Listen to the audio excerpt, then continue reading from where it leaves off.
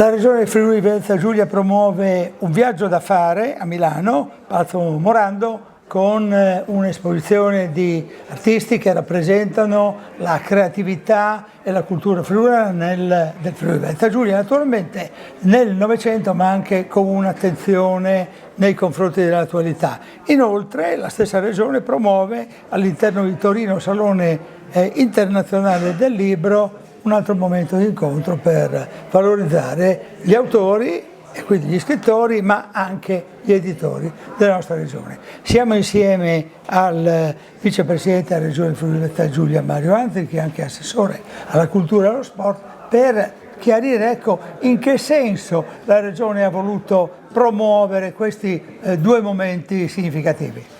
Abbiamo delle caratteristiche nel campo della cultura di particolare eccellenza.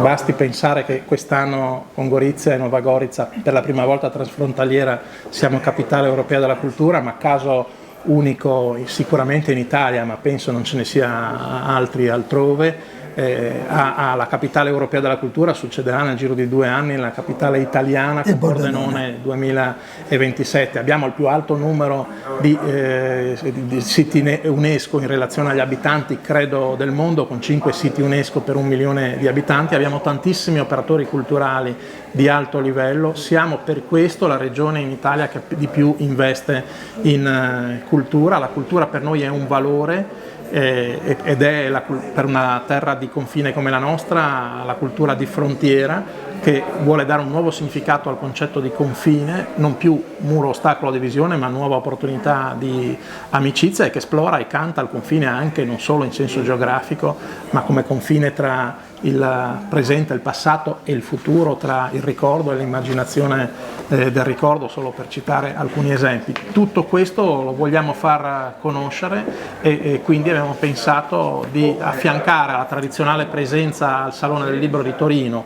che però quest'anno è aumentata sia come spazio che come luogo che come proposta di eventi. Abbiamo ritenuto di essere presenti anche a Milano, che ha valenza di città capitale europea dell'economia ed ha un rilievo internazionale, proprio per far conoscere anche a Occidente, dopo essere stati a Osaka e quindi nell'estremo oriente alla settimana della cultura friulana, all'Expo universale, ecco, dopo essere stati tanto a Oriente abbiamo deciso di farci conoscere anche a Occidente, per cui per un mese, dal 15 di maggio al 15 di giugno, saremo a Palazzo Morando, al Museo della Moda, nel triangolo della moda vicino a via Monte Napoleone, e lì faremo conoscere la cultura della nostra regione, e poi pressoché in contemporanea dal 15 al 18 di maggio al Salone del Libro, come sempre la regione sarà presente.